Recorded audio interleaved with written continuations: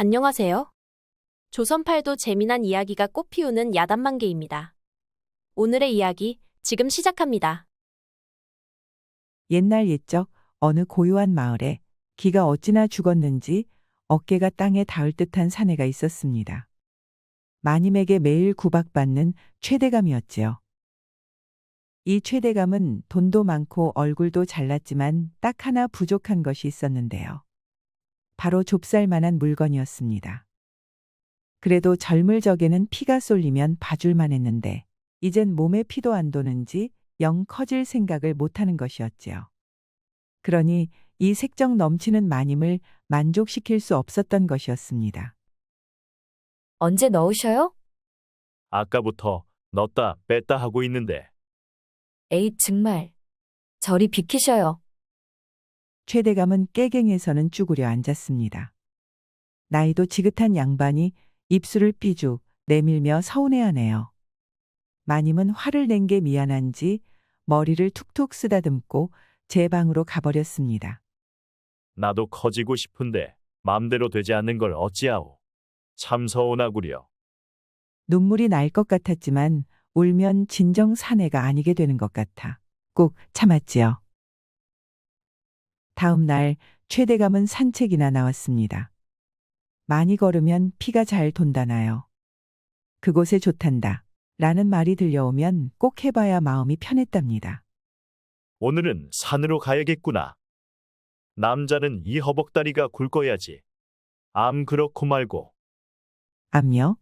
허벅지 근육에는 산만한 게 없지요. 한 걸음 내디딜 때마다 불끈불끈 하는 것이 이게 진정한 사내 아니랍니까? 하하, 두툼해지는 것 봐라. 이 단순한 대감은 어젯밤 구박당한 건 잊었는지 울룩불룩한 다리를 보고 좋다고 웃습니다. 그때 앞에 나타난 커다란 것에 심장이 쿵 내려앉았지요. 호랑이? 객! 아니, 커다란 호랑이가 바닥에 엎드려 있는 것 아니겠습니까? 최대감은 혼비백산에서는 뒤를 돌았지요. 아, 너무 흥분했나 봅니다. 제 발에 걸려 풀썩 넘어지고 말았네요. 아! 살려줘. 어라, 이상하리만큼 고요합니다. 고개를 쓱 들어보니 호랑이는 여전히 엎드려 있네요. 뭔가 이상합니다. 스르륵 일어나 살며시 다가가 보니 이게 웬걸 호랑이 탈이었군요. 최대감은 호들갑을 떤 게 민망한지 머리를 긁적이다 탈을 집어들었습니다. 왜 여기다가 이런 걸 버리는 게냐? 사람 놀라게. 투덜거리며 살펴보는데 호기심이 또 폭발하네요. 한번 써볼까나. 호랑이 탈을 얼굴에 턱얹고 호랑이가 된 것 마냥 손가락을 구부려 발톱 신용도 내보고 네 발로 기어도 봅니다. 참 재밌게 사는 양반이지요. 그때였습니다. 그 좁쌀 같던 것이 부풀고 또 부푸는 것 아니겠습니까? 아니, 이게 뭔 일이다냐? 20배나 커졌네. 다리가 3개가 된 줄 알았습니다. 그 작은 것이 이리 커지다니요. 호랑이 탈을 벗으면 다시 좁쌀이 되었고 쓰면 다시 커다란 몽둥이가 되었습니다. 아, 신이 절 도우시는군요. 최대감은 헤헤거리며 당장 마님에게 달려갔습니다. 여보, 당신. 당장 누워보시오. 아니, 이 사람이 왜 이래? 호랑이 탈을 쓰고 쑥 밀어 넣었습니다. 밑에선 억 소리가 났지요. 왔다리 갔다리 하니 한 번 더, 한 번만 더 하지 않겠습니까? 가녀린 곡소리에 최대감은 하루 종일 호랑이 탈을 벗지 못했지요. 그날 이후 최대감은 하루에 몇 번이고 호랑이 탈을 썼습니다. 표독스럽게 구박만 했던 마님은 볼을 붉히고 허리를 살랑댔지요. 이리 행복할 수가 없었습니다. 돈, 외모, 그것까지 다 가진 최대감은 기가 잔뜩 살았지요. 헌데 하늘 높은 줄 모르고 기가 치솟으니 최대감은 뭔가 아쉬운 마음이 들었습니다. 이 귀한 것을 마님에게만 쓰기가 참 아까운 것이었지요. 사실 좀 질리기도 하고요. 이제 저는 좁쌀이 아닌 커다란 몽둥이인데 이리 썩혀도 되겠습니까? 쯧, 그건 안 되지요. 잠시 후 최대감은 뉘집 담벼락을 기웃거립니다. 손엔 호랑이 탈을 쥐고요. 아, 누군가 나오네요. 그간 눈독 들였던 청산과부 미희였습니다. 과연 경국지색이었지요. 용기 있는 자가 미인을 얻지 않겠느냐? 최대감은 성큼성큼 걸어가 미희 앞에 섰습니다. 그러고선 눈을 질끈 감고 저와 운우지정을 나누자고 소리쳤지요. 뺨이라도 맞으려나 싶었는데 어라, 미희는 최대감의 손을 잡고 끕니다. 이리 오시지요. 방에 들어가 얌전히 이부자리 위에 눕네요. 급히 호랑이 탈을 뒤집었었지요. 그러자 앓는 소리가 방 안을 가득 채웠습니다. 한참을 엎치락 뒤치락 했지요. 미인은 웬 호랑이 탈이냐 싶었지만 그건 중요치 않았습니다. 혈기왕성한 나이에 홀로 살아가던 터라 참 외로웠던 것이었지요. 마침 최대감이 들이대니 참 반갑지 않겠습니까? 아, 마음에 쏙 듭니다. 인물도 좋고 그곳이 팔뚝만 하니 더욱 좋았지요. 그렇게 둘의 합이 딱 맞다 보니 최대감은 늙은 부인보다 갓단 과일 같은 미희를 더 찾지 않겠습니까? 허구한 날 미희의 집으로 향했지요. 마님은 제쳐두고요. 그러다 보니 호색광인 우리 마님은 아주 죽을 맛이었습니다. 최대감이 낮에는 영 집에 들어오지 않는 것이었지요. 밤에 딱 한 번. 그 한 번으로는 당최 욕구가 풀어지지 않아 눈이 돌 지경이었습니다. 일이 안달나게 해놓고 일이 뭐 그리 바쁜 것이냐. 장에 나가 사내들 구경이나 해야겠구나. 장에 나간 마님이 사내들의 쿰쿰한 향기를 맡으며 양기를 채우고 있을 때였습니다. 마님의 눈이 커다래졌지요. 아니, 저게 무엇이더냐? 한 젊은 광대가 춤을 추는데 다리 사이에 빨래방망이 같은 것이 달랑거리는 것 아니겠습니까? 흔들 때마다 그 커다란 것이 앞뒤로 움직이는데 몸이 후끈 달아오르는 것이었지요. 저게 진정 사람의 것이 맞느냐? 네, 한번 맛보면 소원이 없겠구나. 몸도 달아올랐겠다. 마님은 빨래방망이를 당장 손에 쥐고 싶었습니다. 하루 종일 광대를 쫓아다녔지요. 노을이 질 때쯤 드디어 광대는 제 집으로 들어섰습니다. 옳다구나. 여기가 집이로구나. 다음 날 아침 일찍부터 마님은 광대의 집으로 향했습니다. 머리 위에는 물동이를 이고요. 광대가 집에서 나오는 그 순간 광대에게 몸을 던졌습니다. 아, 물동이가 깨져 둘의 옷이 다 젖고 말았습니다. 옷이 몸에 철썩 달라붙은 채로 마님은 깨진 항아리 조각을 모으기 시작했지요. 죄송해서 어째요. 갈 길이 급해 빨리 걸음을 옮기다 그만. 헐레벌떡 나온 제 죄도 있지요. 손 다칩니다. 빗자루 좀 가져올 테니 기다리셔요. 마님은 속으로 환호성을 외치며 삐죽삐죽 올라가는 입꼬리를 끌어내렸습니다. 저는 연약한 여인이어야 했으니까요. 다친 곳은 없으셔요? 조각이 튀어 여기가 살짝 베이긴 했다만. 마님은 저고리를 조심스레 열어젖혔습니다. 아까 가슴팍에 생채기를 내놓길 잘했지요. 아이고, 이리 잠깐 들어오시지요. 광대는 조심스레 약을 발라주었습니다. 최대감은 지만 챙기기 바빴는데 참 자상하네요. 마님은 그의 자상한 손길에 가슴이 콩닥거렸습니다. 어라, 뭔가 이상합니다. 그저 빨래방망이를 손에 쥐기 위해 벌인 짓이었는데 왜 가슴이 설레는 것일까요? 처음 느껴보는 감정이었습니다. 아니, 이번엔 눈물이 납니다. 이럴 시간이 없는데 얼른 올라타야 하는데 눈물이라뇨. 마님은 무너져 내렸습니다. 그간 최대감에게서 저도 모르게 상처를 많이 받았던 것이었지요. 하여 최대감과의 잠자리에만 집착한 것도 있었습니다. 평상시엔 아무런 기대가 되지 않으니까요. 부인, 왜 우시나요? 아, 그녀도 여자였습니다. 저를 꼭 안고 토닥여주는 광대의 품에 안겨 한참을 눈물을 쏟았지요. 빨래방망이 생각은 나지도 않았답니다. 그저 광대의 이 따뜻한 걱정이 참 고맙고 좋았지요. 잠시 후 눈물이 멈추자 괜스레 민망함이 몰려왔습니다. 이러려던 것이 아닌데 참 난감했지요. 이만 돌아가야겠습니다. 아, 미안합니다. 내 못 볼 꼴을 보였네요. 광대는 가슴이 찌릿했습니다. 어여쁜 외모의 고혹적인 몸, 빛나는 머릿결로 봐서는 부잣집 마님이 틀림없었지요. 일이 다 가진 사람이 눈물을 펑펑 쏟아내니 더 안쓰러운 것이었습니다. 사정도 궁금해졌지요. 집에 갈 채비를 하는 마님을 다시 끌어안쳤습니다. 무슨 일이 있었던 것입니까? 마님은 광대의 걱정 어린 눈빛에 저도 모르게 그간 있었던 일을 술술 이야기했습니다.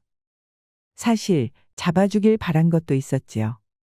이런 따뜻한 사람이라면 제 마음을 다 이야기할 수 있었으니까요. 마님의 이야기를 들은 광대는 마음이 참 아팠습니다. 저는 가난했지만 사랑을 잔뜩 받으며 자라왔고 광대라는 직업도 천민이었지만 사람들에게 기쁨을 주니 자부심이 있었지요. 헌데 이 마님은 돈이 넘쳐나지만 이 꼴이니 참 마음이 쓰이지 않겠습니까? 마님을 또다시 꽉 안아주었지요. 그 순간 방에는 둘의 커다란 심장 소리가 울려 퍼졌습니다. 침이 꼴깍 넘어가고 몸은 자연스레 달아올랐지요. 광대는 조심스레 마님에게 입을 맞추었습니다. 곧 더 가까워졌지요. 아, 과연 호랑이 탈을 쓴 최대감보다 더 거대했습니다. 이리 짜릿할 수가 없었지요. 대낮부터 해가 질 때까지 황홀경을 맛봤답니다. 그날 이후 최대감은 과부 미희와 마님은 젊은 광대와 사랑을 속삭였습니다. 커다란 집은 텅텅 비었지만 둘의 마음과 몸은 꽉꽉 채워졌지요. 그러던 어느 날 결국 일이 터지고 말았습니다. 방 안에만 있으니 답답하지 않으셔요? 시원한 바람 좀 쐬고 싶은데. 하하, 욕심도 많소. 우린 남들 눈에 띄면 안 되는 사이잖소. 과연 눈치 없는 최대감이었습니다. 해맑게 웃으며 미희 속을 뒤집어 놓았지요. 미희의 입술이 삐죽 나옵니다. 미워요. 집에 가셔요. 아, 그제야 최대감이 눈치챕니다. 얼른 미희를 데리고 나왔지요. 멀찍이 떨어져서 깊은 산속으로 향했습니다.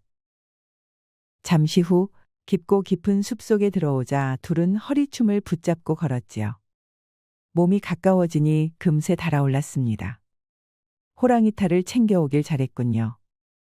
이리 와보시오. 어머? 둘은 한꺼풀 두꺼풀 집어던지고 후다닥 숲으로 들어갔습니다. 숲풀은 살랑거리더니 곧 좌우로 거세게 흔들렸지요. 숲속엔 비명이 난무하고요. 시간이 흐르고 숲풀은 곧 잠잠해졌습니다. 둘은 나란히 앉아 졸졸 흐르는 계곡을 바라보았지요. 미희는 입술을 뗐다 붙였다 하다 결국 입을 열었습니다. 사실 방 안에만 있으니 속이 상했어요. 정략으로 만난 남편은 달포만에 세상을 떠나 평생 이렇다 할 사랑 한번 못 해봤지요. 남편 잡아먹었다고 수군거리는데 그게 참. 미희는 주먹을 꽉 쥐고 입술을 깨물었습니다. 젊은 과부로 살아온 세월이 아려와 목이 메어 더 이상 입을 열 수가 없었지요. 눈물이 한두 방울 볼을 타고 흘렀습니다. 혼자서 얼마나 힘들었을꼬. 그간 어찌나 마음고생했을꼬. 최대감은 파르르 떨리는 미희의 어깨를 감싸 안았습니다. 젊은 처자가 홀로 그 욕바지 세월을 어찌 버텼을까요? 상상조차 가지 않았습니다. 하, 죽고 싶은 적이 한두 번이 아니었는데 대감님이 나타났지 뭐예요. 참 재미없는 인생이었는데 덕분에 매일 웃었지요. 근데 너무 무서웠어요. 대감님과 저는 결코 있어서는 안 될 관계잖아요. 누구에게도 축하받지 못하고 누구에게도 편히 말하지 못하잖아요. 그래서 마음만은 주지 않으려고 막고 또 막았어요. 그래야만 하니까요. 근데 저도 모르게 어느새 대감님을 마음에 품어버렸어요. 자꾸 욕심이 나요. 오늘처럼 밖에도 나오고 싶고, 함께 잠에 들고 싶고, 아침엔 함께 눈을 뜨고 싶어졌어요. 저 어쩌죠? 저 어떡해요? 미인은 고개를 푹 숙였습니다. 제 마음이 참 부끄러웠지요. 그때 저를 안아주던 최대감의 몸이 떨리는 걸 느꼈습니다. 고개를 드니 눈물을 뚝뚝 흘리고 있는 것이었지요. 미안하오. 네, 홀로 그런 생각을 하게 둬서 정말 미안하오. 가슴이 찢어지는 것 같았습니다. 홀로 얼마나 고민이 많았을까요? 다 저 때문인 것 같아 마음이 아려왔습니다. 사실 저도 어느 순간부터 미희에게 남다른 마음을 느꼈지요. 마님에겐 이러지 않았었는데 미희를 웃게 만들고 싶고 해달라는 건 다 해주고 싶은 것이었지요. 지금 깨달았습니다. 이게 진정 사랑이지요. 둘은 부둥켜 안고 한참을 울었습니다. 이제 그만 내려가야 하오. 어느덧 어둑어둑 해가 지려합니다. 짐승밥이 되지 않으려면 얼른 내려가야 했지요. 최대감은 눈이 퉁퉁 부어서는 휘청대는 미희를 붙들고 마을로 향했습니다. 산 중턱쯤 내려왔나 최대감의 눈은 휘둥그레졌습니다. 저기 저 사람 제 부인 아니랍니까? 부인? 뭐라고요? 아, 아니. 낭자를 부인 자리에 앉히고 싶다는 소리였소. 최대감은 입을 턱 하고 막았습니다. 맞은편 산길에서 제 부인이 웬 젊은 놈이랑 손을 꼭 붙잡고 걸어오고 있었던 것이었지요. 마님도 광대와 함께 깊고 깊은 산속으로 산책을 나온 것이었습니다. 아, 마님도 최대감을 보았습니다. 눈을 동그랗게 뜨더니 고개를 휙 돌리네요. 어라, 모른 채 하시겠다. 어처구니가 없긴 했지만 오히려 다행이었습니다. 부인도 짝이 있었다니요. 둘은 서로를 모른 채 하며 마을로 내려갔습니다. 옆에 다른 사람을 끼고 앞뒤로 걷는 모양새가 참 볼만했지요. 그날 밤 최대감과 마님은 마주 앉아 그간 있었던 일을 털어놓았습니다. 정말 미안하오. 나야말로 미안하지요. 다른 여인을 품은 것도 미안하지만 그간 내가 당신을 사랑하지 못했던 것 같소. 얼마나 속이 썩었을까. 참 미안하오. 이젠 다 괜찮지요. 아까 본 그 산에 있지요? 그자를 통해 나도 성숙한 사랑을 배웠고 그간 상처들은 다 치유됐지요. 당신도 그 여인을 진정 사랑하는 것이요? 그렇소. 그렇담 다행이지요. 난 당신이 행복했으면 좋겠어요. 당신도 내가 못해줬던 것들을 그 사내에게 넘치도록 받길 바라오. 헌데 우리 이제 어쩌면 좋겠소. 차라리 잘된 것일지도 모릅니다. 둘 다 진정한 사랑을 찾았으니까요. 헌데 이제 어쩐답니까? 둘은 머리를 모으고 밤새 이야기를 나누었지요. 동이 트고서는 머리를 뗐습니다. 그럼 그렇게 하도록 하지. 그게 좋겠어요. 늦은 오후 4시 한 곳에 모였습니다. 미인은 최대감의 둘째 부인이, 광대는 이 집의 머슴이 되었지요. 사실 이름만 머슴이지 둘째 서방 아니겠습니까? 허나 이 시기에는 남자만 부인을 열어둘 수 있었으니 어쩔 수 없는 일이었지요. 커다란 집도 한몫했습니다. 최대감과 미희의 방은 저기 왼쪽, 마님과 광대의 방은 저기 오른쪽에 두고 하루 종일 마음 편히 사랑을 속삭일 수 있었지요. 최대감은 미희를 위해 아침마다 물 한 잔 머리맡에 떠다 놓는 자상한 남편이 되었으며 미희는 그토록 권했던 사랑받는 삶을 살게 되었습니다. 어쩌다 호랑이 탈의 효능을 알게 되었지만 귀엽다나 뭐라나 전혀 괴념치 않았지요. 표독스러웠던 마님도 광대 옆에서는 아주 여리고 사랑스러운 여인이 되었습니다. 광대도 겉은 강해 보이지만 제 앞에만 서면 귀여운 소녀가 되는 마님에게 흠뻑 빠져 하루하루 행복한 나날을 보냈지요. 그렇게 넷은 돌고 돌아 각자의 짝을 만나 평생 행복하게 살아갔답니다. 들려오는 소문에 의하면 매일같이 최대감의 집은 이쪽 저쪽에서 앓는 소리가 난다네요. 끝까지 시청해주셔서 감사합니다. 오늘의 이야기가 재미있으셨다면 구독과 좋아요, 알림 설정까지 꾹 눌러주세요. 그럼 오늘도 행복하고 즐거운 시간 보내세요.